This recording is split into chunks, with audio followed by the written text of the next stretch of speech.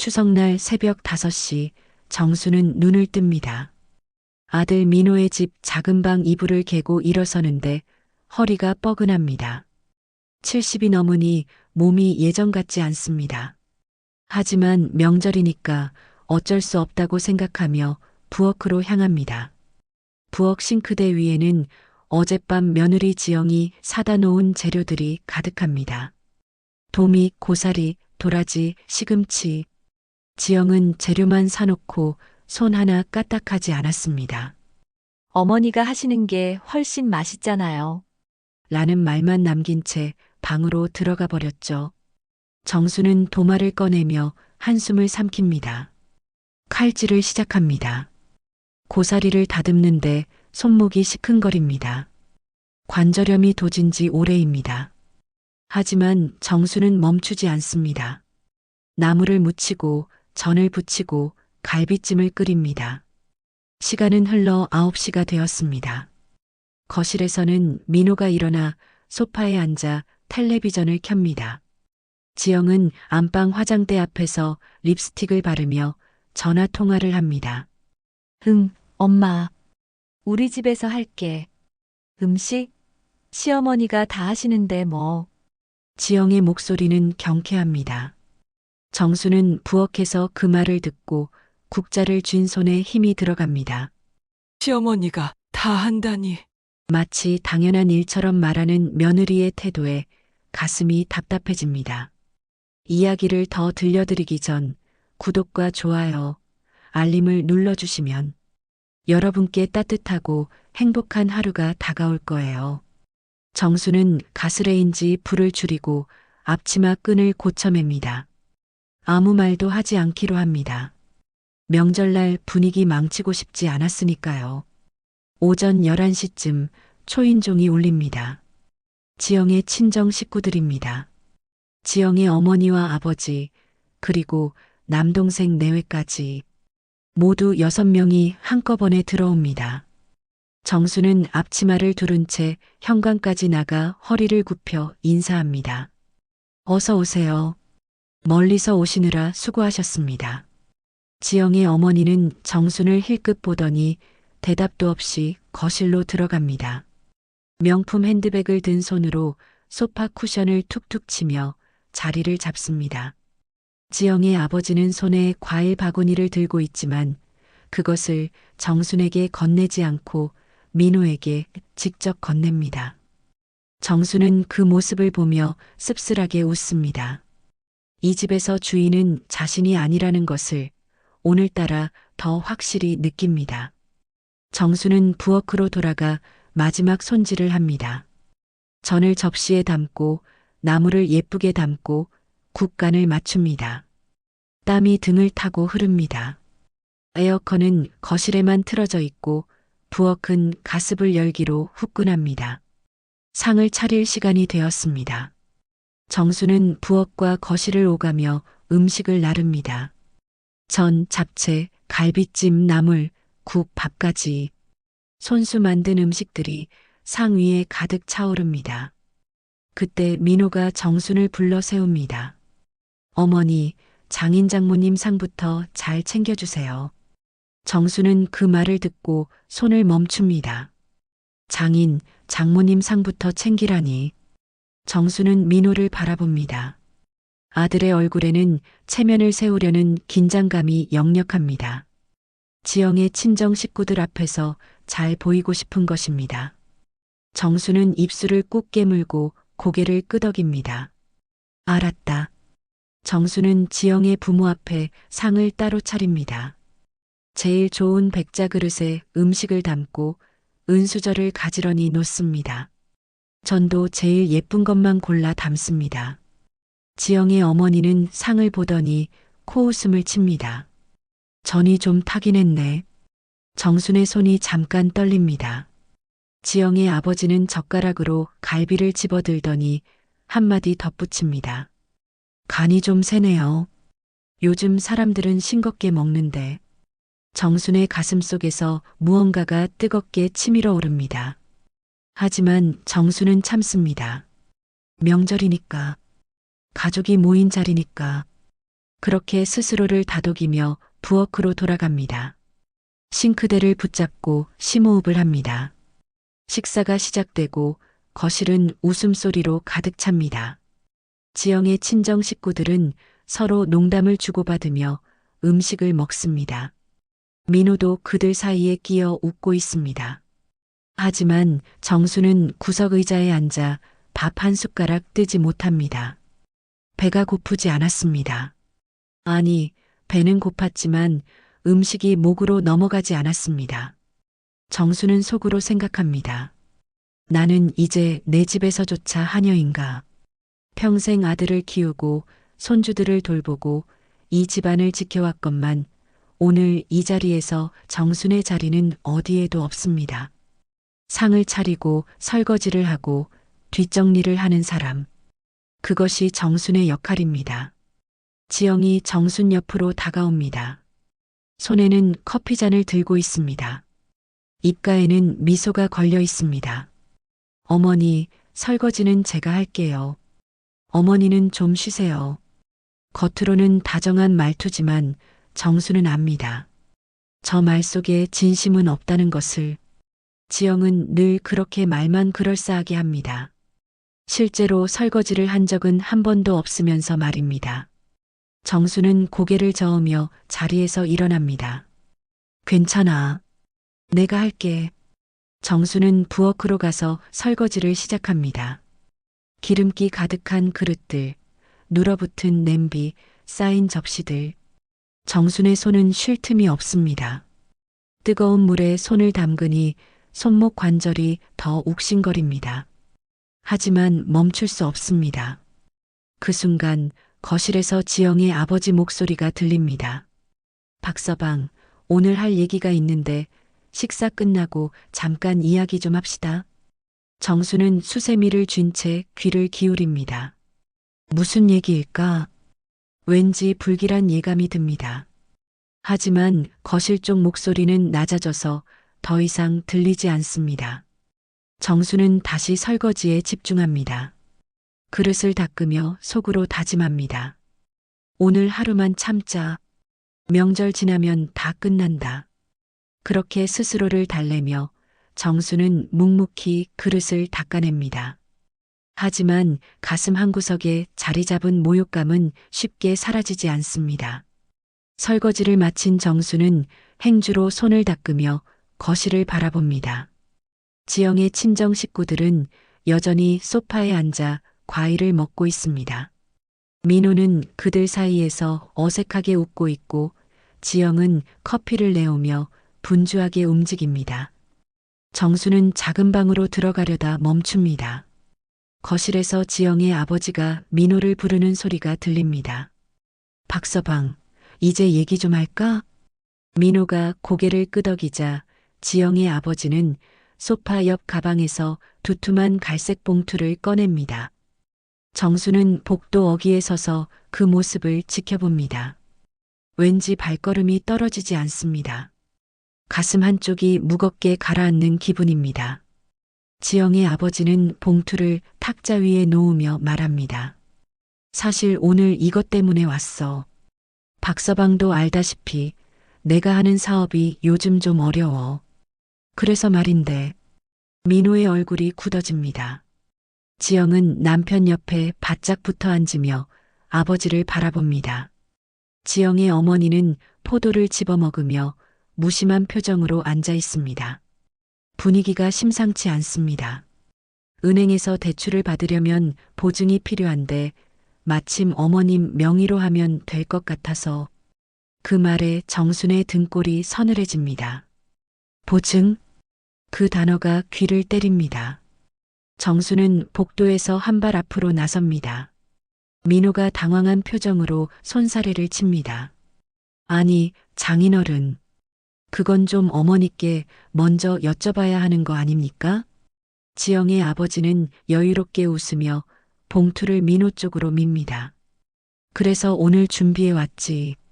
여기 다 있습니다. 민호가 봉투를 열자 안에서 서류 몇 장이 나옵니다. 정수는 숨을 죽이고 지켜봅니다. 민호의 손이 떨립니다. 서류를 펼친 민호의 얼굴이 새하얗게 변합니다. 정수는 더 이상 참지 못하고 거실로 들어섭니다. 그게 뭔데? 정순의 목소리는 낮지만 단호합니다. 민호는 어머니를 보며 말문이 막힙니다. 지영의 아버지가 대신 대답합니다. 아, 안사돈. 마침 잘 오셨습니다. 이게 연대보증서인데요. 안사돈 도장이랑 인감증명서로 이미 다 처리해뒀습니다. 정수는 귀를 의심합니다. 도장? 인감증명서? 정수는 민호에게서 서류를 낚아챕니다.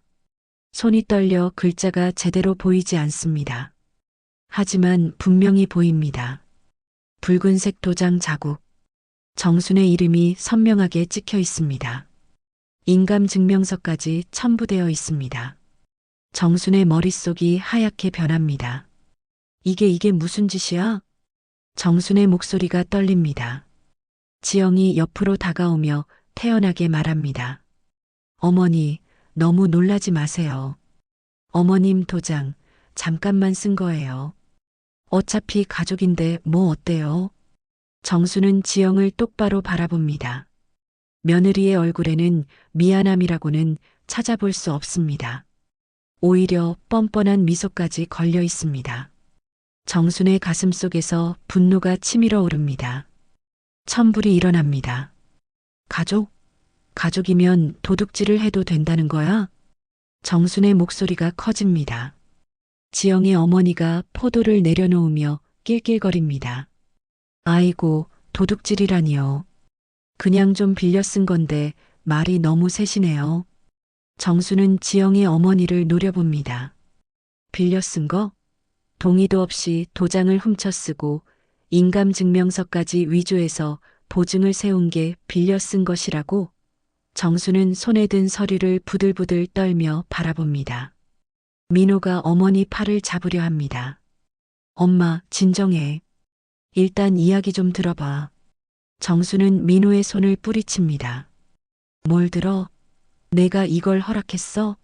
내 장인이 우리 집 서랍을 뒤져서 도장을 가져가는 걸 내가 알고 있었냐고. 민호는 아무 말도 하지 못합니다. 고개를 숙인 채 입술만 파르르 떨고 있습니다. 정수는 그제야 깨닫습니다. 민호도 알고 있었다는 것을. 아니, 어쩌면 민호가 허락했을 수도 있다는 것을. 정순의 다리에 힘이 풀립니다. 지영의 아버지가 태연하게 말을 이어갑니다. 안사돈, 이것도 다 가족 살자고 하는 일 아닙니까? 금액도 얼마 안 됩니다. 5천만 원 정도인데 제가 석 달 안에 다 갚을 겁니다. 사돈한테 피해가는 일 절대 없습니다. 5천만 원. 석 달. 절대 없다. 그 말들이 정순의 귀에는 모두 거짓말로 들립니다. 정순은 서류를 꽉 쥡니다. 손에 힘이 들어가 종이가 구겨집니다. 내 평생 보증은 절대 안 선다고 했어. 누구한테도. 그게 내 원칙이야. 지영이 비웃듯 말합니다. 원칙? 어머니, 세상이 어떻게 돌아가는데 아직도 그런 고집을 부리세요? 요즘은 가족끼리 서로 돕고 사는 거예요. 정수는 며느리를 노려봅니다. 돕는다고? 이게 돕는 것인가? 동의도 없이 도장을 훔치고 서류를 위조하고 빚더미에 이름을 올리는 게 돕는 것이란 말인가? 정수는 더 이상 참을 수 없습니다. 손에 든 서류를 양손으로 잡고 힘껏 찢어버립니다. 찢어지는 소리가 거실에 울려 퍼집니다. 한 번, 두 번, 세 번. 서류는 산산조각이나 바닥에 흩어집니다. 이딴 건 효력 없어. 정순의 목소리가 거실을 가득 채웁니다. 지영의 아버지 얼굴이 굳어집니다. 지영은 바닥에 떨어진 서류 조각들을 보며 입을 벌립니다. 민호는 그저 멍하니 서 있을 뿐입니다. 정수는 현관으로 향합니다. 신발을 신으며 뒤를 돌아봅니다. 내 인생을 너희 빚잔치 미천으로 줄 순 없다. 정수는 문을 박차고 나갑니다. 뒤에서 민호가 소리칩니다. 엄마, 엄마, 잠깐만. 사정 좀 들어봐요. 하지만 정순은 돌아보지 않습니다. 계단을 내려가는 정순의 다리는 후들거리지만 발걸음은 멈추지 않습니다. 아파트 현관을 나서자 차가운 바람이 얼굴을 스칩니다. 정수는 길 한복판에 서서 손을 들어 택시를 잡습니다. 택시가 멈춰섭니다. 정수는 뒷좌석 문을 열고 올라탑니다. 기사가 백미러로 정순을 보며 묻습니다. 어디로 모실까요? 정수는 잠시 망설입니다. 어디로 가야 할까요? 집은 저 위 아파트입니다. 아니, 정확히는 아들 민호의 집입니다. 정순에게는 돌아갈 곳이 없습니다. 아니, 없다고 생각해 왔습니다. 하지만 지금 이 순간 정순의 머릿속에는 한 곳이 떠오릅니다. 청담동으로 가주세요. 기사가 고개를 끄덕이고 시동을 겁니다. 택시가 출발하자 정순은 뒤를 돌아봅니다. 아파트 입구에 민호가 서 있습니다. 손을 흔들며 뭔가 소리치고 있지만 택시 안에서는 들리지 않습니다. 정수는 고개를 돌려 앞을 바라봅니다. 더 이상 뒤를 볼 생각이 없습니다. 손이 떨립니다. 아직도 분노가 가라앉지 않았습니다. 도장을 훔치다니, 인감증명서를 위조하다니, 그것도 며느리와 그 친정 식구들이. 정수는 주먹을 불끈 쥡니다. 손톱이 손바닥을 파고듭니다. 아프지만 그 아픔이 오히려 정신을 붙들어 줍니다. 택시는 한강을 건넙니다. 강물이 햇빛을 받아 반짝입니다. 정수는 창밖을 보며 생각합니다. 평생을 참고 살았습니다. 시집가서는 시어머니 눈치 보고 남편 뒷바라지하고 아들 키우느라 정신없이 살았습니다. 남편이 일찍 세상을 떠난 뒤로는 혼자 아들을 키웠습니다. 밤낮으로 일하며 민호를 대학까지 보냈습니다. 그리고 민호가 결혼하고 손주가 태어나자 정수는 또다시 뒷방 늙은이가 되었습니다. 내 인생은 대체 뭐였을까? 정수는 창문에 이마를 기댑니다. 차가운 유리가 뜨거운 이마를 식혀줍니다. 눈물이 날 것 같지만 참습니다. 울면 안 됩니다. 지금은 울 때가 아닙니다. 그때 정순의 휴대폰이 울립니다. 민호입니다. 정수는 전화를 받지 않습니다. 다시 울립니다. 또 민호입니다. 정수는 휴대폰을 가방 속에 집어넣습니다. 진동이 가방 안에서 웅웅거리지만 정수는 신경 쓰지 않습니다. 택시는 청담동 거리로 접어듭니다. 고급 상가들이 줄지어 서 있고 외제차들이 거리를 메우고 있습니다. 정수는 기사에게 말합니다. 저기 그 사거리에서 왼쪽으로 가주세요. 택시가 골목 안쪽으로 들어갑니다. 고급 저택들이 늘어선 조용한 길입니다. 정수는 한 건물 앞에서 택시를 세웁니다. 10층짜리 펜트하우스 건물입니다. 외벽은 검은색 대리석으로 마감되어 있고 입구에는 경비실이 있습니다. 여기요. 정수는 요금을 지불하고 택시에서 내립니다. 건물을 올려다봅니다. 20년 만입니다. 20년 만에 이곳에 왔습니다. 정수는 심호흡을 하고 입구로 걸어갑니다. 경비실에서 경비원이 나옵니다. 50대쯤 되어 보이는 남자입니다. 정순을 보더니 고개를 가웃거립니다. 어디 찾으시는 곳 있으세요? 정순은 또박또박 말합니다. 1005호 정순입니다. 경비원의 얼굴이 환해집니다. 아, 정순님, 오랜만이십니다. 연락을 주셨어야죠. 정순은 희미하게 웃습니다. 이 경비원은 정순을 압니다. 정순이 가끔 이곳을 찾았던 걸 기억하고 있습니다. 하지만 정순은 여기 자주 오지 않았습니다. 1년에 한두 번 관리비 고지서를 확인하러 올 때뿐이었습니다. 카드키를 잃어버렸어요. 재발급 좀 부탁합니다. 경비원이 고개를 끄덕이고 경비실로 들어갑니다. 잠시 뒤 새 카드키를 들고 나옵니다. 여기 있습니다. 지문이랑 홍채 인식은 그대로 등록되어 있으니까 바로 사용하시면 됩니다. 정수는 카드키를 받아듭니다. 차가운 플라스틱이 손에 닿습니다. 정수는 고개를 숙여 인사하고 엘리베이터로 향합니다. 엘리베이터 안에서 정수는 카드키를 꺼내듭니다. 카드에는 1005라는 숫자가 새겨져 있습니다. 1005. 정순의 집입니다. 아니, 정확히는 오빠가 남긴 집입니다. 20년 전 정순의 오빠는 청담동 재개발 조합원 입주권을 하나 남기고 세상을 떠났습니다. 자식이 없던 오빠는 그것을 정순에게 물려주었습니다. 하지만 오빠는 유언장에 한 가지 조건을 달았습니다. 이 집은 신탁으로 관리하되 정순이 정말 필요할 때만 사용하라는 것이었습니다. 그래서 정순은 이 집을 비밀로 했습니다. 민호에게도 며느리에게도 누구에게도 말하지 않았습니다. 엘리베이터가 10층에 멈춥니다. 문이 열리고 정수는 복도로 나섭니다. 복도는 고요합니다. 2층에는 집이 두 채뿐입니다. 정수는 1005 앞에 섭니다. 현관문 옆에는 지문인식기와 홍채인식기가 있습니다. 정수는 먼저 지문인식기에 손가락을 댑니다. 삐소리와 함께 녹색 불이 켜집니다. 이어서 홍채인식기에 눈을 가까이 댑니다. 다시 삐소리. 문이 열립니다. 정수는 문을 밀고 안으로 들어갑니다. 현관불이 자동으로 켜집니다.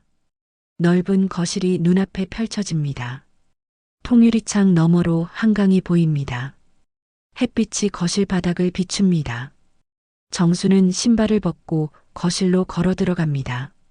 모든 것이 깨끗합니다. 먼지 하나 없습니다. 신탁관리회사에서 한 달에 2번씩 청소를 해주기 때문입니다.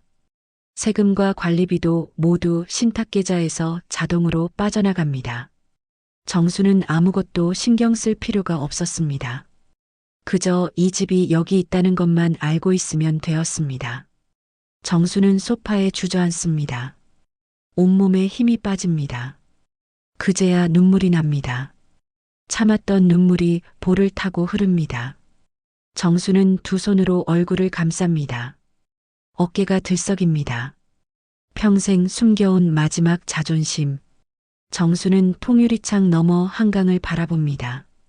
강물은 여전히 반짝이고 있습니다. 정수는 눈물을 닦고 일어섭니다. 이제 무엇을 해야 할지 생각해야 합니다. 하지만 지금 이 순간만큼은 정수는 그저 이곳에 있고 싶습니다. 아무도 없는, 아무도 모르는 오직 정순만의 공간에. 정수는 소파에 앉아 한참을 멍하니 한강을 바라봅니다. 눈물은 이미 그쳤습니다. 울어봤자 달라지는 건 없으니까요. 정수는 가방에서 휴대폰을 꺼냅니다. 부재중 전화가 15통입니다. 모두 민호입니다. 문자도 여러 통 와 있습니다. 엄마, 어디 가셨어요? 연락 좀 주세요. 엄마, 제발 전화 좀 받아요. 걱정돼요. 엄마, 장인어른이 사과하신답니다. 돌아와요. 정수는 문자를 읽고 휴대폰을 탁자 위에 내려놓습니다. 사과? 이미 늦었습니다. 도장을 훔치고 서류를 위조한 것을 사과로 덮을 수 있다고 생각하는 걸까요? 정수는 고개를 젓습니다. 배에서 꼬르륵 소리가 납니다. 아침부터 아무것도 먹지 못했습니다. 정수는 부엌으로 갑니다. 냉장고를 엽니다. 텅 비어 있습니다. 당연합니다. 이곳은 정순이 사는 집이 아니니까요. 정수는 냉장고 문을 닫고 다시 거실로 돌아옵니다. 정수는 창문 쪽으로 갑니다. 통유리창 너머로 한강이 보입니다. 해가 서쪽으로 기울고 있습니다. 정수는 창가에 서서 아래를 내려다봅니다. 건물 앞 도로, 주차장, 입구가 한눈에 들어옵니다. 그때 낯익은 차 한 대가 건물 앞에 멈춰섭니다. 정순의 심장이 철렁합니다. 민호의 차입니다. 아니, 정확히는 지영의 차입니다. 운전석에서 지영이 내립니다. 정수는 숨을 죽입니다. 지영은 건물을 올려다봅니다. 10층짜리 펜트하우스를 천천히 훑어봅니다. 그러더니 휴대폰을 꺼내 누군가에게 전화를 겁니다. 정수는 유리창에 이마를 기대고 아래를 내려다봅니다. 지영의 입이 움직입니다. 지영이 건물 입구 쪽으로 걸어갑니다. 로비 앞에서 서성입니다. 그러다 관리사무소 쪽으로 들어가려는 것 같습니다. 정수는 가슴이 두근거립니다. 지영이 관리사무소에서 정보를 캐내려는 것입니다. 잠시 후 지영이 다시 밖으로 나옵니다. 표정이 좋지 않습니다. 뭔가 거절당한 표정입니다. 지영은 건물을 한 바퀴 돌며 위를 올려다봅니다. 그리고 다시 휴대폰을 꺼냅니다. 정수는 지영의 모습을 지켜봅니다. 지영이 전화를 하며 손을 휘젓습니다. 흥분한 것 같습니다. 입모양이 크게 움직입니다. 정수는 귀를 기울입니다. 물론 들리지 않지만 지영이 무슨 말을 하는지 대충 짐작이 갑니다. 여보, 맞는 것 같아. 택시 기사한테 물어보니까 이 건물 맞대. 청담동이야, 청담동. 완전 고급 펜트하우스라고. 빈손으로 뛰쳐나간 게 아니었어. 저 늙은이 뭔가 숨기고 있었다니까. 정수는 주먹을 불끈 쥡니다. 늙은이. 며느리가 시어머니를 늙은이라고 부를 것입니다. 정순의 가슴속에서 분노가 치밀어 오릅니다. 지영은 계속 전화를 하며 건물 주변을 서성입니다. 그러다 다시 입구 쪽으로 갑니다. 경비실 앞에서 무언가 말을 합니다. 하지만 경비원이 고개를 젓는 것이 보입니다. 지영이 다시 뭔가 말하지만 경비원은 단호하게 손사래를 칩니다. 지영의 얼굴이 일그러집니다. 화가 난 표정입니다. 하지만 어쩔 수 없다는 듯 돌아섭니다. 그리고 다시 휴대폰에 대고 말합니다. 몇 호인지는 모르겠어. 경비가 안 알려줘. 일단 건물은 확실해. 내일 아침 일찍 와서 기다려야겠어. 분명 나올 거야. 정수는 식은땀이 흐릅니다. 내일 아침. 지영이 내일 아침에 다시 온다는 것입니다. 이곳에서 기다리며 정순이 나오기를 기다릴 것입니다. 지영은 차에 오릅니다. 시동을 걸고 천천히 빠져나갑니다. 정수는 차가 완전히 사라질 때까지 지켜봅니다. 그리고 나서야 창문에서 물러섭니다. 정수는 소파에 주저앉습니다. 온몸에 힘이 빠집니다. 지영이 이 건물을 알아냈습니다. 택시를 따라와서 찾아낸 것입니다. 얼마나 집요하게 쫓아왔을까요? 정수는 두 손으로 얼굴을 감쌉니다. 빈손으로 뛰쳐나간 게 아니야. 저 늙은이 뭔가 숨기고 있어. 아마 지영이 그렇게 말했을 것입니다. 정수는 주먹을 줍니다. 숨긴 게 아닙니다. 지킬 것을 지킨 것뿐입니다. 평생 모르고 살았던 민호와 지영에게 이제 와서 이 집을 내줄 수는 없습니다. 정수는 휴대폰을 집어듭니다. 민호에게서 또 전화가 왔습니다. 이번에는 받지 않습니다. 대신 민호에게 짧은 문자를 보냅니다. 나는 괜찮다. 걱정 마라. 며칠 있다가 연락하마. 문자를 보내고 정수는 휴대폰을 꺼버립니다. 더 이상 전화도 문자도 받고 싶지 않습니다. 정수는 다시 창밖을 바라봅니다. 해가 완전히 넘어가고 있습니다. 한강은 어둠 속으로 잠겨갑니다. 정수는 생각합니다. 내일 아침 지영이 다시 올 것입니다. 건물 앞에서 기다리며 정순이 나오기를 노릴 것입니다. 그 전에 정순이 먼저 손을 써야 합니다. 관리사무소에 연락해서 지영을 절대 들이지 말라고 해야 합니다. 그리고 변호사도 알아봐야 합니다. 이제 전쟁이 시작됐구나. 정수는 눈을 감습니다. 내일부터 정말 힘든 싸움이 시작될 것입니다. 하지만 정수는 물러서지 않을 것입니다. 이 집은 정순의 마지막 자존심이니까요. 평생 참고 살았지만 이것만은 끝까지 지킬 것입니다. 정수는 소파에 몸을 눕힙니다. 천장을 바라봅니다. 내일을 준비해야 합니다. 지영과 민호를 막아낼 준비를. 정수는 깊게 숨을 들이마십니다. 그리고 천천히 내쉽니다. 내일은 긴 하루가 될 것입니다. 다음 날 아침 정수는 소파에서 눈을 뜹니다. 목이 뻐근합니다. 어젯밤 소파에서 그대로 잠들었던 것입니다. 창밖으로 아침 햇살이 쏟아져 들어옵니다. 정수는 시계를 봅니다. 오전 7시 30분입니다. 정수는 서둘러 일어납니다. 지영이 일찍 올 거라고 했습니다. 정수는 안방으로 가서 옷을 갈아입습니다. 그리고 휴대폰을 켭니다. 밤새 온 메시지가 또 수십 통입니다. 정수는 읽지 않고 모두 삭제합니다. 먼저 관리사무소에 전화를 겁니다. 벨이 몇 번 울리더니 관리소장이 받습니다. 여보세요, 관리사무소입니다. 소장님, 1005 정순입니다. 급한 일이 있어서 연락드렸어요. 아, 정수님. 무슨 일이십니까? 정수는 침착하게 말합니다. 혹시 어제 오후에 40대 여자가 찾아오지 않았나요? 우리 건물에 대해 물어보는 사람이요. 관리소장이 잠시 생각하더니 대답합니다. 아, 맞습니다. 한 분 오셨습니다. 회색 코트 입은 70대 노인이 여기 들어오지 않았냐고, 몇 호로 갔냐고, 거기 누가 사냐고 이것저것 물으시더라고요. 당연히 입주민 정보는 알려드릴 수 없다고 했습니다. 정수는 안도의 한숨을 쉽니다. 잘하셨습니다. 앞으로 그 여자가 다시 오면 절대 출입시키지 말아주세요. 건물 안으로도 엘리베이터도 못 타게 해주시고요. 그리고 저한테 즉시 연락 주세요. 관리소장의 목소리가 진지해집니다. 알겠습니다. 그런데 혹시 무슨 문제라도 있으십니까?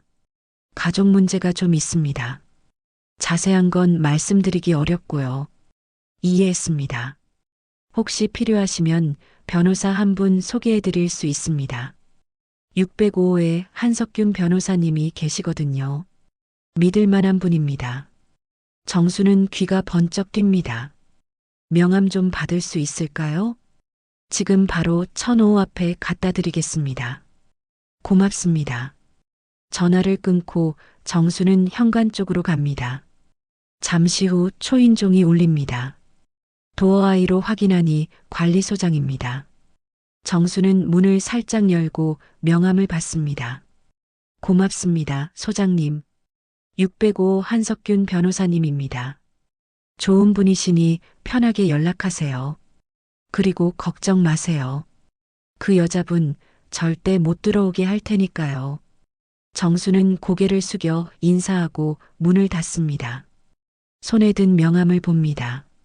법무법인 정도 대표 변호사 한석균. 정수는 명함을 가슴에 품습니다. 거실로 돌아와 창밖을 내려다봅니다. 아직 지영의 차는 보이지 않습니다. 하지만 곧 올 것입니다. 정수는 시계를 봅니다. 오전 8시입니다. 그때 아래쪽에서 차 한 대가 들어옵니다. 지영의 차입니다. 정순의 심장이 빠르게 뜁니다. 지영이 차에서 내립니다. 그리고 건물 입구 쪽으로 걸어갑니다. 정수는 숨을 죽이고 지켜봅니다. 지영이 로비로 들어가려 합니다. 하지만 경비원이 막아섭니다. 지영이 뭔가 말을 합니다. 손짓을 하며 설명하는 것 같습니다. 하지만 경비원은 단호하게 고개를 젓습니다. 지영의 얼굴이 붉어집니다. 화가 난 것입니다. 지영이 목소리를 높입니다. 아래에서도 들릴 정도입니다. 하지만 경비원은 물러서지 않습니다. 오히려 관리소장이 나옵니다. 관리소장도 지영에게 뭔가 설명합니다. 지영이 휴대폰을 꺼내 보여줍니다. 아마 민호에게 전화를 거는 것 같습니다. 잠시 후 지영이 휴대폰을 경비원에게 내밉니다. 민호가 전화로 뭔가 말하는 것 같습니다. 하지만 경비원은 여전히 고개를 젓습니다. 관리소장이 지영의 팔을 잡고 밖으로 안내합니다. 지영이 밖으로 나옵니다. 얼굴이 일그러져 있습니다. 분노로 가득 차 있습니다. 지영은 건물을 올려다봅니다. 마치 정순이 어디 있는지 찾는 것처럼. 정순은 재빨리 커튼 뒤로 숨습니다. 지영은 한참을 서성이다가 차에 오릅니다. 하지만 차를 빼지 않습니다. 주차장에 그대로 있습니다. 기다리는 것입니다. 정순이 나오기를 기다리는 것입니다. 정순은 입술을 깨뭅니다. 지영이 저렇게 기다릴 줄 알았습니다. 정순은 밖으로 나갈 수 없습니다. 나가는 순간 지영에게 들킬 것입니다. 정순은 다시 소파에 앉습니다. 1시간이 지났습니다. 2시간이 지났습니다. 지영의 차는 여전히 주차장에 있습니다. 정수는 배가 고파옵니다. 하지만 먹을 것이 없습니다. 냉장고는 텅 비어 있고 밖으로 나갈 수도 없습니다. 오전 11시쯤 지영의 차에서 민호가 내립니다. 민호도 온 것입니다. 두 사람은 건물 입구 쪽으로 갑니다. 다시 경비원과 실랑이를 벌입니다. 하지만 결과는 같습니다. 경비원은 들여보내지 않습니다. 민호가 고개를 숙입니다. 뭔가 애원하는 것 같습니다. 하지만 경비원은 단호합니다. 민호와 지영은 결국 돌아섭니다. 하지만 주차장으로 돌아가지 않습니다. 건물 밖 벤치에 앉습니다. 계속 기다리겠다는 것입니다. 정수는 한숨을 쉽니다. 저렇게 기다릴 줄 알았습니다. 정수는 명함을 꺼냅니다. 한석균 변호사, 이제 전화를 걸 때입니다. 정수는 휴대폰을 듭니다. 명함에 적힌 번호를 누릅니다. 신호음이 울립니다. 1번, 2번, 3번. 그리고 목소리가 들립니다. 여보세요, 한석균입니다. 정수는 심호흡을 하고 입을 엽니다. 변호사님, 도움이 필요합니다. 가족이 제 재산을 노리고 있습니다.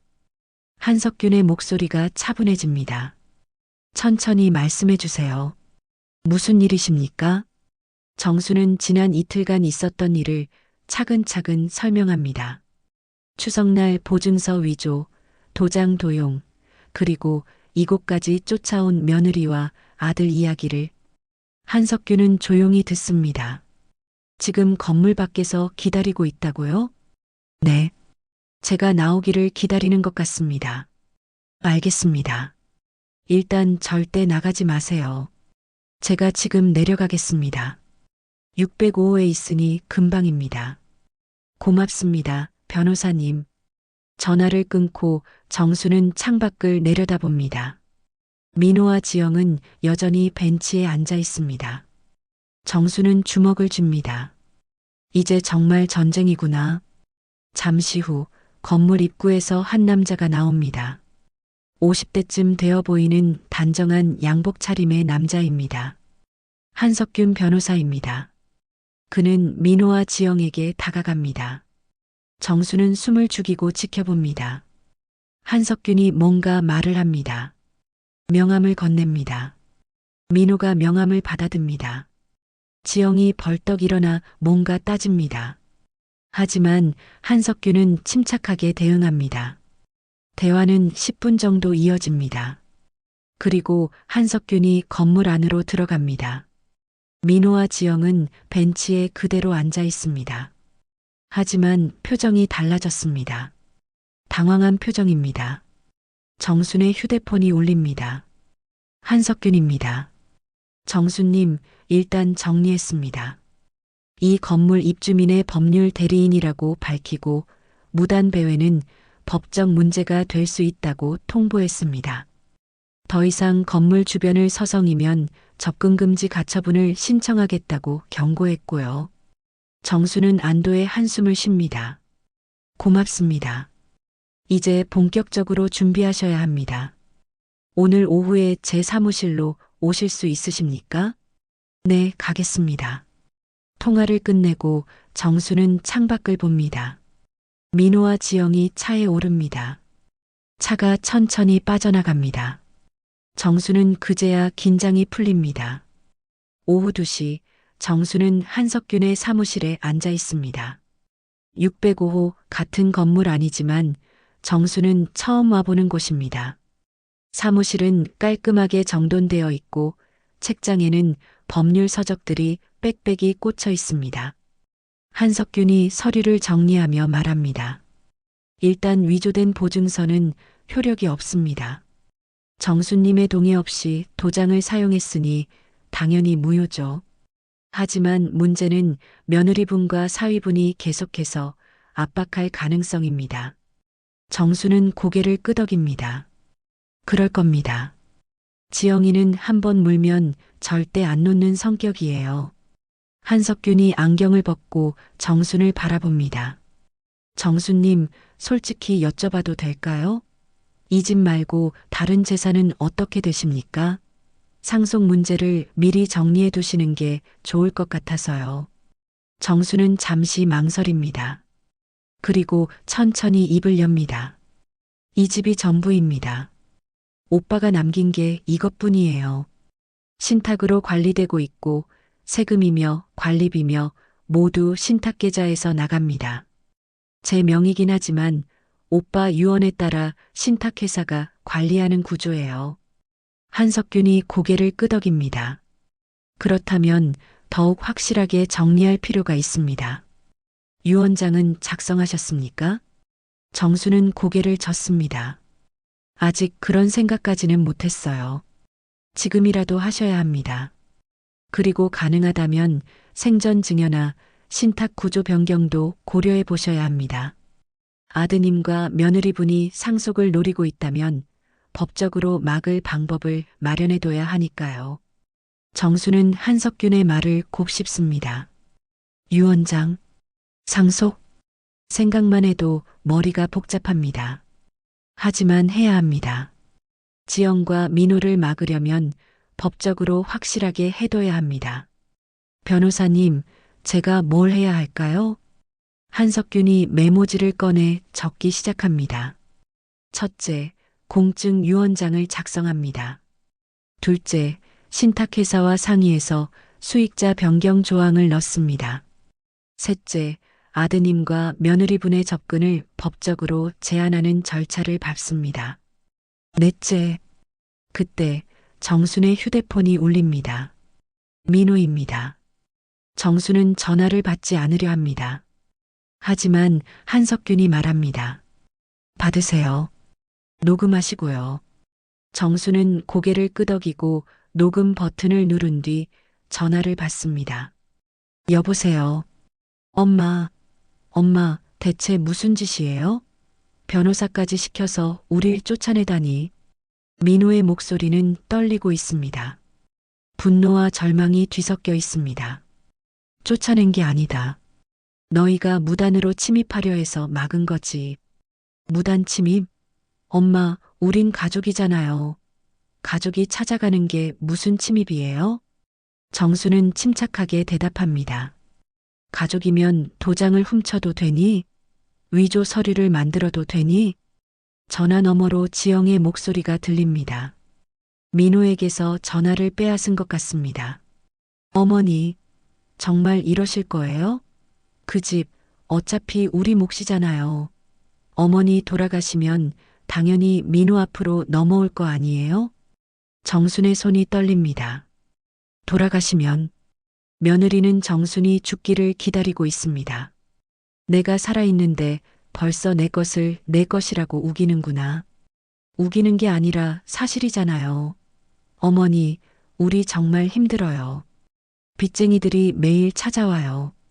집도 곧 날아가요. 제발 좀 도와주세요. 정수는 눈을 감습니다. 지영의 목소리는 간절하지만 그 간절함 뒤에는 탐욕만 가득합니다. 내가 왜 너희 빚을 갚아줘야 하니? 너희가 만든 빚은 너희가 갚아라. 어머니 혼자 그 큰 집에서 뭐 하실 거예요? 우리 애들 학원비도 못 내고 있어요. 외할머니가 이렇게 잘 사는데 손주들은 이렇게 고생하는 거 아세요? 정순의 가슴이 먹먹해집니다. 손주들, 지영은 손주들까지 꺼내들며 정순을 압박합니다. 손주들은 내가 책임져라. 난 이미 내 몫을 다했다. 엄마, 이번에는 민호의 목소리입니다. 전화를 다시 빼앗은 것 같습니다. 엄마, 제발요. 우리 정말 죽을 것 같아요. 그 집만 있으면 다 해결돼요. 팔면 되잖아요. 아니면 담보대출이라도 받아서. 정수는 전화를 끊어버립니다. 더 이상 들을 수 없습니다. 손이 부들부들 떨립니다. 한석균이 물을 건넵니다. 괜찮으시겠어요? 정수는 물을 한 모금 마십니다. 목구멍이 타는 것 같습니다. 변호사님, 제가 너무 냉정한 건가요? 한석균이 고개를 젓습니다. 냉정한 게 아닙니다. 당연한 겁니다. 정수님의 재산은 정수님 것입니다. 누구도 함부로 할 수 없어요. 정수는 창밖을 바라봅니다. 한강이 보입니다. 유유히 흐르는 강물처럼 정순도 흔들리지 않아야 합니다. 유언장 작성해 주세요. 그리고 신탁 구조도 바꾸고 싶습니다. 민호 이름이 절대 들어가지 않게요. 한석균이 고개를 끄덕입니다. 알겠습니다. 내일 신탁회사 담당자 미팅을 잡겠습니다. 그리고 공증 유언장은 이번 주 안에 작성하시죠. 정수는 일어섭니다. 다리에 힘이 없지만 꿋꿋이 섭니다. 고맙습니다, 변호사님. 정수님, 한 가지만 더 여쭤볼게요. 혹시 화해할 생각은 없으십니까? 아드님과요. 정수는 잠시 생각합니다. 화해. 민호는 정순의 아들입니다. 피를 나눈 자식입니다. 하지만 지금 민호의 눈에는 어머니가 아니라 돈만 보입니다. 민호가 진심으로 사과한다면 생각해 볼게요. 하지만 지영이와 함께라면 안 됩니다. 지영이는 절대 용서 못해요. 한석균이 고개를 끄덕입니다. 알겠습니다. 일단 법적 절차부터 진행하겠습니다. 정수는 사무실을 나섭니다. 엘리베이터를 타고 10층으로 올라갑니다. 집 안으로 들어오니 고요합니다. 정수는 소파에 주저앉습니다. 휴대폰을 봅니다. 민호에게서 문자가 와 있습니다. 엄마, 마지막으로 한 번만 더 부탁드립니다. 우리 만나서 이야기해요. 제발이요. 정수는 문자를 읽고 휴대폰을 내려놓습니다. 만나서 이야기? 만나면 또 돈 이야기일 것입니다. 정수는 눈을 감습니다. 이제 정말 남이 되는 건가? 정순의 눈가에 눈물이 맺힙니다. 아들과 남이 되는 것, 상상도 못했던 일입니다. 하지만 이제는 어쩔 수 없습니다. 정수는 살아남아야 합니다. 마지막 자존심을 지켜야 합니다. 창밖으로 해가 기울고 있습니다. 정수는 눈물을 닦고 일어섭니다. 내일 신탁회사 미팅이 있습니다. 준비해야 합니다. 정수는 서재로 갑니다. 오빠가 남긴 서류들을 꺼내야 합니다. 전쟁은 이제 시작입니다. 사흘 후 정수는 한석균의 사무실에서 신탁회사 담당자를 만납니다. 50대 초반의 차분한 인상을 지닌 여자 박미선 과장입니다. 그녀는 두툼한 서류 뭉치를 테이블 위에 펼쳐놓습니다. 정수님, 현재 신탁 구조를 설명드리겠습니다. 고인이 되신 오빠분께서 20년 전 청담동 재개발 조합원 입주권을 신탁으로 설정하셨고 수익자는 정수님으로 지정되어 있습니다. 관리비, 세금 등 모든 비용은 신탁 계좌에서 자동 처리되고 있고요. 정수는 고개를 끄덕입니다. 알고 있는 내용입니다. 문제는 정수님 사망 시 2차 수익자가 지정되어 있지 않다는 점입니다. 현행법상 유언이 없으면 법정 상속인인 아드님께 자동으로 넘어가게 됩니다. 정순의 얼굴이 굳어집니다. 민호에게 넘어간다. 그것만은 막아야 합니다. 한석균이 끼어듭니다. 그래서 오늘 2차 수익자 변경과 조건부 조항을 추가하려고 합니다. 가능한가요? 박미선이 고개를 끄덕입니다. 가능합니다. 신탁 계약서에 조건부 조항을 넣을 수 있습니다. 예를 들어 수익자가 특정 조건을 위반할 경우 수익권을 박탈하는 조항이라든지.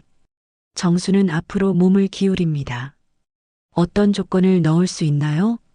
가족 간 폭력, 재산 침해, 사기 행위 등을 조건으로 넣을 수 있습니다. 그리고 2차 수익자를 공익법인이나 다른 친족으로 변경할 수도 있고요. 정수는 잠시 생각합니다. 민호를 완전히 배제할 것인가? 아니면 기회를 한 번 더 줄 것인가? 정순의 마음은 복잡합니다. 일단 조건부로 하고 싶습니다. 민호가 진심으로 뉘우친다면 그때는 다시 생각해 볼 수 있으니까요. 한석균이 메모를 합니다. 그렇다면 이렇게 하시죠. 1차 수익자는 여전히 아드님으로 하되 위조, 사기, 폭력, 재산 침해 등의 행위가 있을 경우 수익권을 박탈한다. 그리고 박탈 시 2차 수익자는 공익법인으로 한다. 어떻습니까? 정수는 고개를 끄덕입니다. 그렇게 해주세요. 박미선이 서류를 작성하기 시작합니다. 한석균도 함께 검토합니다. 정수는 창밖을 바라봅니다. 이렇게 하는 게 맞는 걸까요? 아들에게 마지막 기회를 주는 게 맞는 걸까요? 그때 사무실 문이 벌컥 열립니다. 민호입니다. 그리고 그 뒤에는 지영이 서 있습니다. 정수는 깜짝 놀라 일어섭니다. 어떻게 여길? 민호가 숨을 헐떡입니다. 엄마, 제발 이러지 마세요. 우리 이야기 좀 해요. 한석균이 앞을 막아섭니다. 어떻게 들어오셨습니까? 여긴 사전 약속 없이는 출입할 수 없는데요. 지영이 한석균을 밀치고 들어옵니다. 약속? 지금 그게 중요해요? 시어머니가 아들 재산 다 빼돌리려는데. 정수는 지영을 노려봅니다. 빼돌린다고? 내 재산을 내가 어떻게 하든 내가 상관할 바 아니다. 민호가 테이블 위에 서류를 봅니다. 신탁 계약서, 수익자 변경 신청서. 민호의 얼굴이 하얗게 변합니다. 엄마, 이게 뭐예요? 수익자 변경? 공익법인? 정수는 서류를 움켜쥡니다. 내가 볼 필요 없다. 지영이 비명을 지릅니다. 안 돼요. 그거 우리 거예요. 민호 거라고요. 내 거? 내가 살아있는데 벌써 내 거야? 지영이 정순에게 달려듭니다. 서류를 빼앗으려 합니다. 한석균이 지영을 막습니다. 박미선이 놀라 뒤로 물러섭니다. 사무실이 순식간에 아수라장이 됩니다. 놓으세요. 그거 우리 거라고요. 지영아, 그만해. 민호가 지영을 말리지만 지영은 듣지 않습니다. 정수는 서류를 가슴에 꼭 안습니다. 지영의 손이 정순의 팔을 긁습니다. 정순이 비틀거립니다. 엄마. 민호가 정순을 붙잡습니다. 한석균이 사무실 전화로 경비실에 연락합니다. 지금 당장 올라오세요. 605호입니다. 지영이 소리칩니다. 어차피 법으로 받을 거예요. 유류분 청구할 거예요. 그 집 절반은 우리 거예요. 정수는 지영을 똑바로 바라봅니다. 눈에는 눈물이 맺혀 있지만 목소리는 단호합니다. 유류분? 해봐라. 법으로 해봐. 하지만 명심해라. 내가 살아있는 동안 너희는 한 푼도 못 받는다. 민호가 무릎을 꿇습니다. 엄마, 제발요. 우리 정말 죽을 것 같아요. 장인어른 빚 때문에 우리 집도 넘어가요. 애들 학교도 못 보내요. 제발. 정수는 민호를 내려다봅니다. 무릎 꿇은 아들. 하지만 그 눈에는 어머니에 대한 사랑이 아니라 돈에 대한 집착만 보입니다. 민호야. 정순의 목소리가 떨립니다. 내가 정말 원하는 게 뭐니? 엄마니? 아니면 돈이니? 민호는 대답하지 못합니다. 입술만 파르르 떨 뿐입니다. 정수는 눈물을 흘리며 말합니다. 평생을 너 하나 키우느라 살았다. 내 아버지 일찍 돌아가시고 나 혼자 밤낮으로 일해서 너 대학 보냈다. 결혼할 때도 집 장만할 때도 다 도왔다. 내가 가진 거 다 줬다. 민호가 고개를 숙입니다. 하지만 이 집만은 안 된다. 이건 내 오빠가 내게 남긴 마지막 자존심이야. 너희한테 줄 수 없어. 지영이 비웃습니다. 자존심? 그 자존심이 손주들보다 중요해요? 정수는 지영을 노려봅니다. 손주들은 내가 키워라. 나는 이미 내 몫을 다했다. 경비원들이 들어옵니다. 한석균이 지영을 가리킵니다. 저 두 분 내보내주세요. 경비원들이 민호와 지영을 붙잡습니다. 지영이 발버둥칩니다. 놓으라고요. 우린 가족이에요. 가족. 민호는 경비원에게 끌려가면서도 정순을 바라봅니다. 엄마, 엄마. 정수는 고개를 돌립니다. 차마 볼 수 없습니다. 문이 닫히고 사무실이 조용해집니다. 정수는 주저앉습니다. 한석균이 부축합니다. 괜찮으세요? 정수는 고개를 젓습니다. 괜찮지 않습니다. 가슴이 찢어질 것 같습니다. 하지만 해야 합니다. 서류 마저 작성해 주세요. 박미선이 떨리는 손으로 서류를 펼칩니다. 정수는 펜을 듭니다. 손이 떨려 글씨가 제대로 써지지 않습니다. 하지만 정수는 악을 씁니다. 이름을 씁니다. 도장을 찍습니다. 이제 끝났나요? 한석균이 고개를 끄덕입니다. 네. 이제 법적으로 보호됩니다. 정수는 일어섭니다. 비틀거리지만 꿋꿋이 섭니다. 오늘부터 민호는 내 자식이 아닙니다. 그 말을 남기고 정수는 사무실을 나섭니다. 복도를 걷는 정순의 뒷모습은 쓸쓸합니다.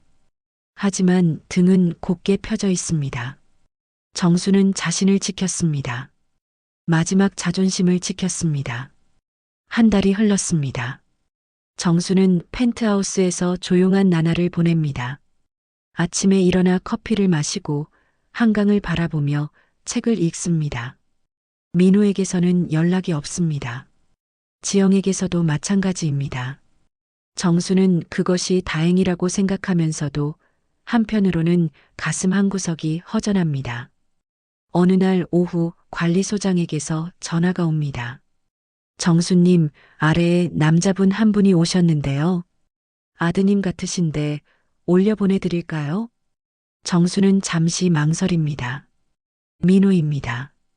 한 달 만에 찾아온 것입니다. 혼자인가요? 네, 혼자십니다. 며느리분은 안 보이고요. 정수는 긴 한숨을 쉽니다. 올려보내주세요.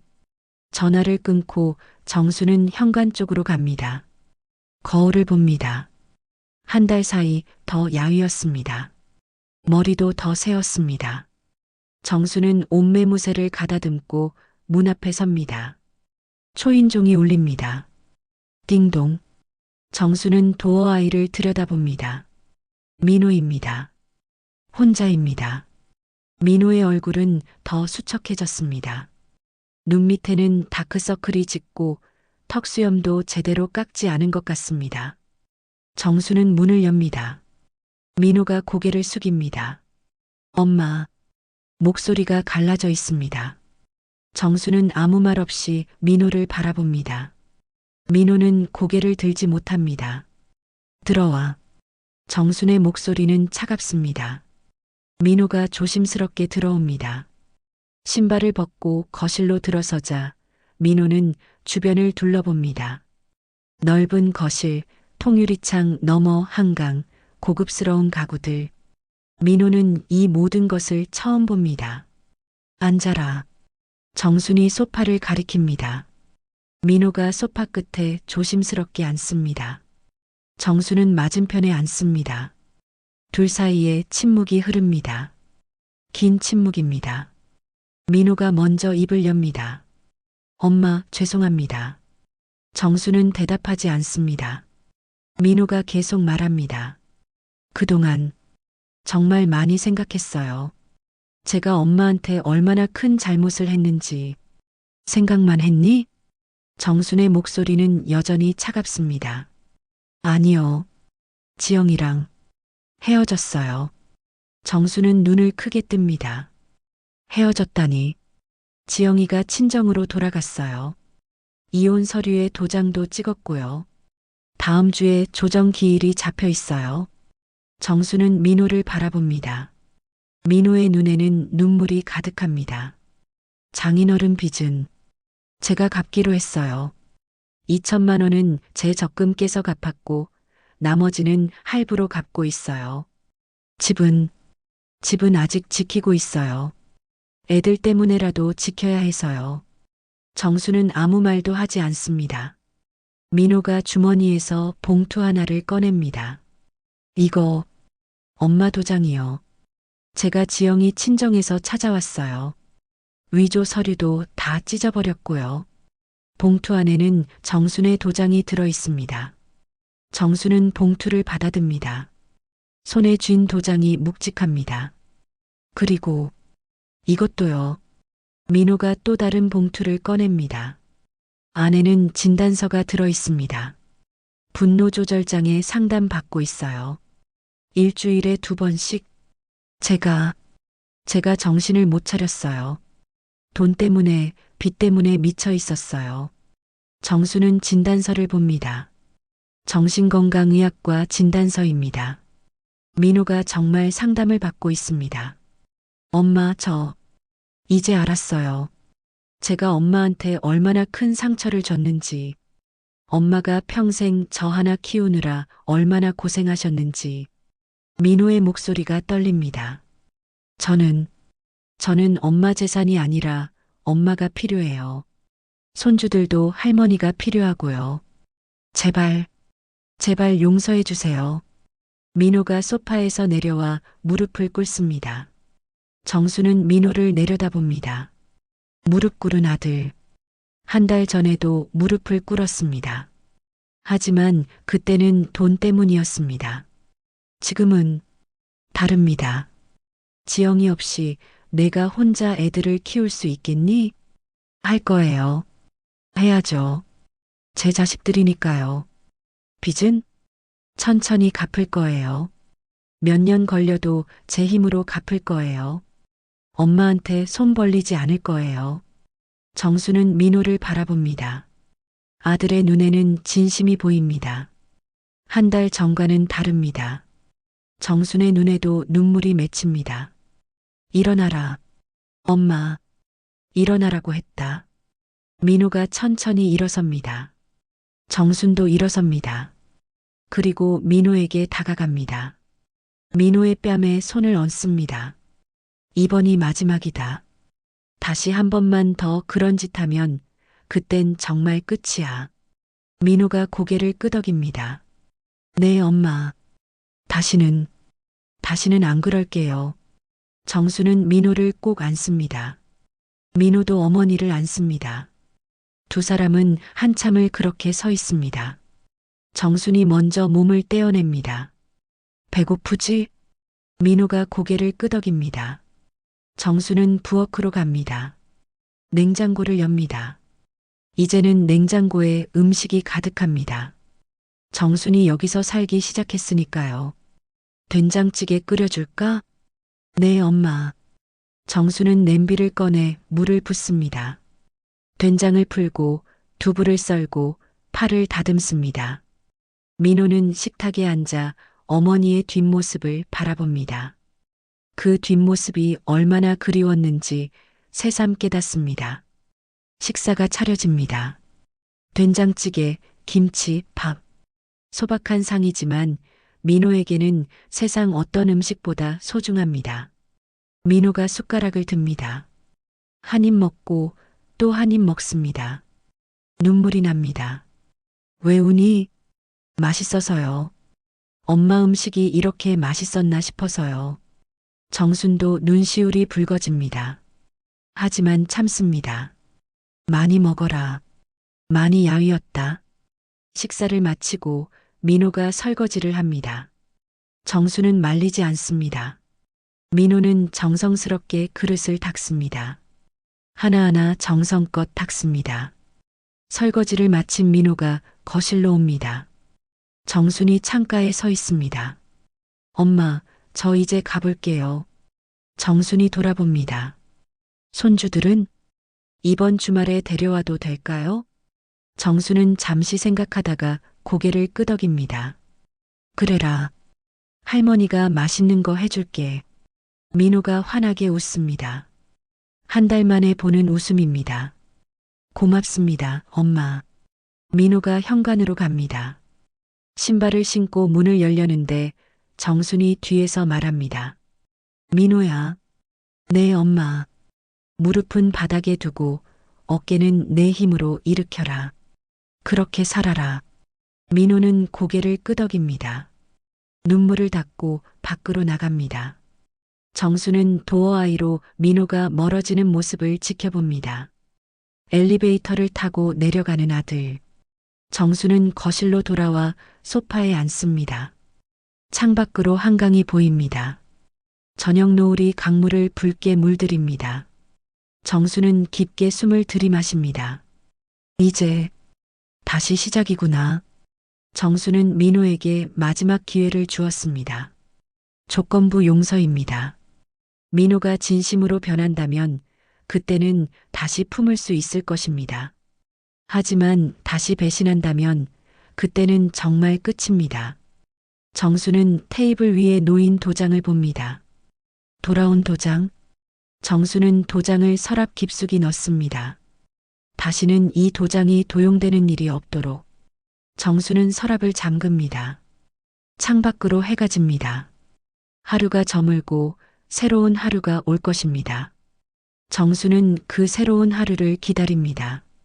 아들과 함께, 손주들과 함께할 새로운 하루를.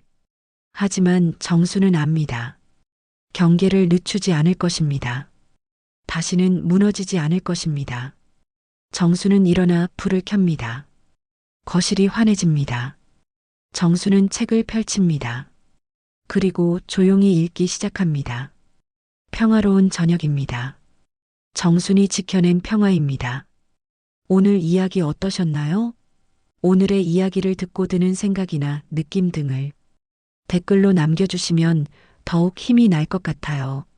그리고 이야기가 마음에 드셨다면 무료인 구독, 좋아요, 알림을 눌러주세요. 희노애락이 담긴 인생 속풀이 이야기를 바로 만나실 수 있습니다.